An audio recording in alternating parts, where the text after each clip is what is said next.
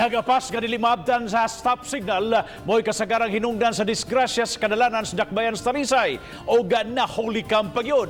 Sama na lang pagdumbol sa sakat tricycle ngadto sa motorsiklo nga nagmotor ni hinay-hinay na o paghunong dihang nakita nga nag-orange na ang signal light.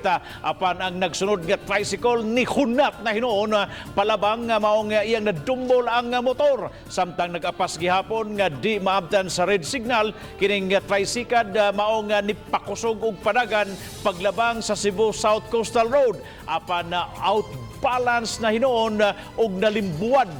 May na lang kay naluwas ra ang driver o ang sakay nini. Samtang kining SUV nga gusto mo overtake sa usa ka delivery van na alanganin na sa lugar, hinungdan nga ginasaghiran na nini ang mga plastic barriers sa may daan sa Bacalso Avenue sa Barangay Tabunok.